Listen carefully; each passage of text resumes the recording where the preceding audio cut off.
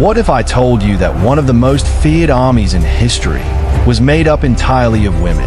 Women so fierce that even European colonizers trembled at the sound of their war drums.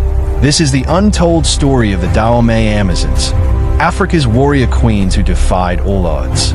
Welcome back to Real African History. Today, we dive into the incredible story of the Dahomey Amazons, the fearless women fighters of West Africa whose legacy still echoes through time. The Kingdom of Dahomey. When we talk about African history, many people immediately imagine vast kingdoms like Mali or Egypt. But tucked away in West Africa, on the land we know today as Benin, there once rose a powerful kingdom that left the world in awe, the Kingdom of Dahomey. Dahomey was founded in the early 1600s in a region full of rival tribes and constant warfare. To survive, the kings of Dahomey knew they had to build more than just walls and palaces. They had to build power.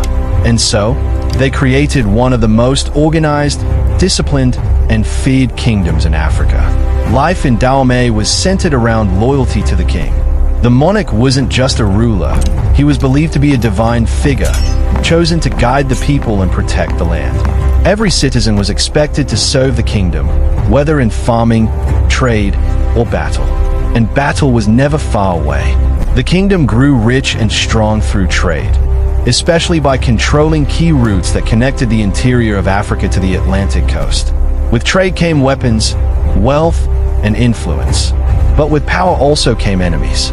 Neighboring kingdoms, jealous of Dahomey's strength, were always preparing to attack. This constant threat shaped Dahomey into a military state. Men were trained as soldiers from a young age, and war became part of everyday life.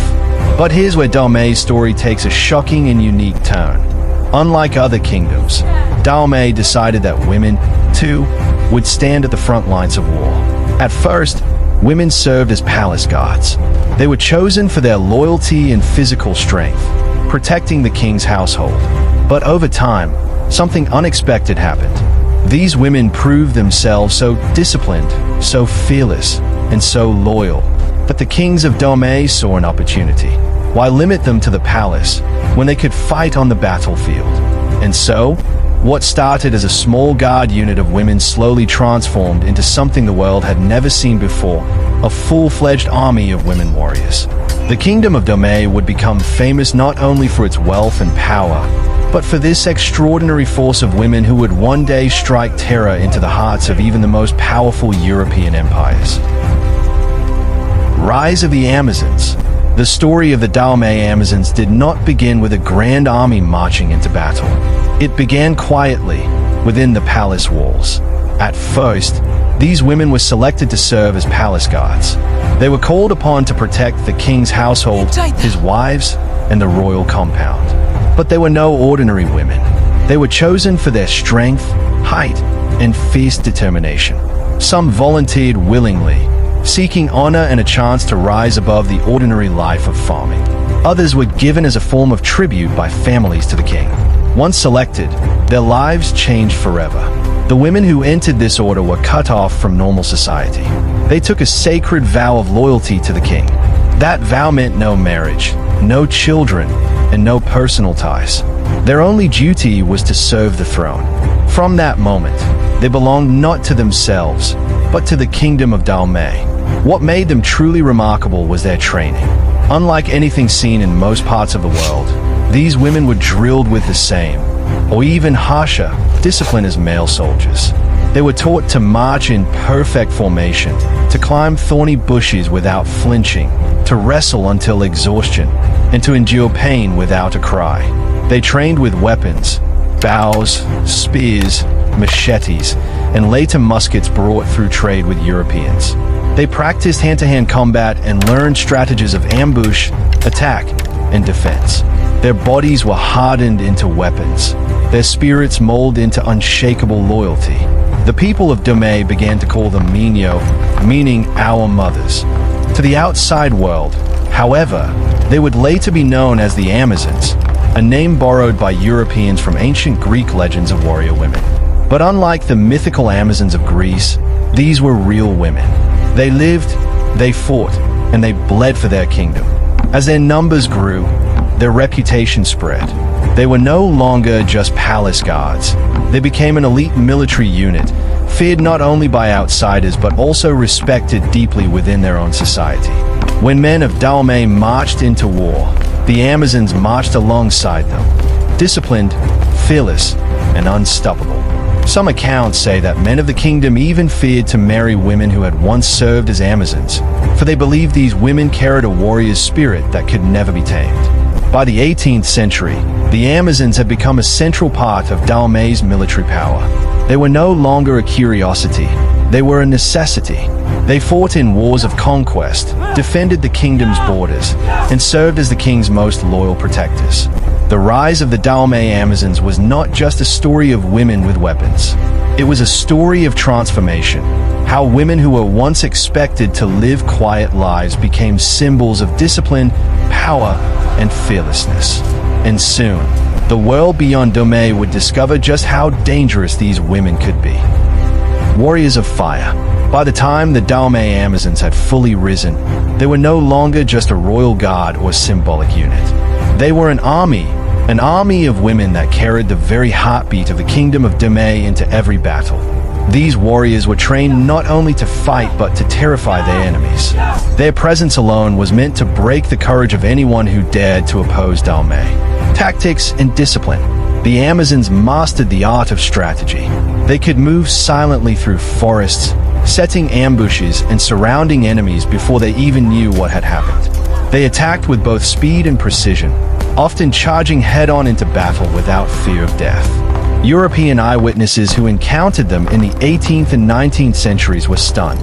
They wrote in their journals about women who marched like men, fought like lions, and showed no hesitation in spilling blood. Weapons of war.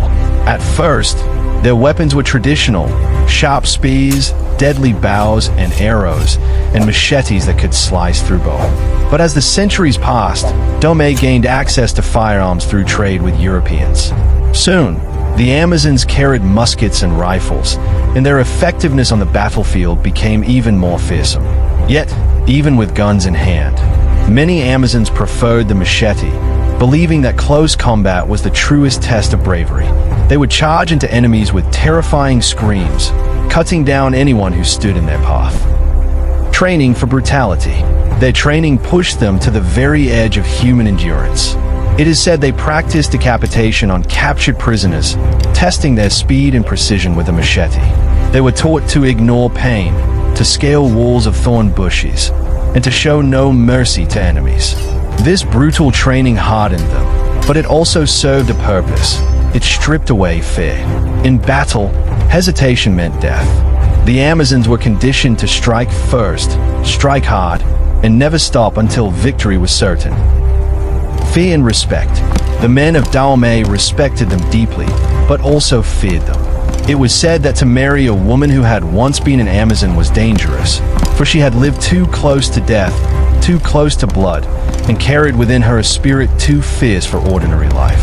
Enemies, on the other hand, dreaded the very thought of facing them. Reports spread across West Africa of entire villages surrendering at the mere sound of their war drums.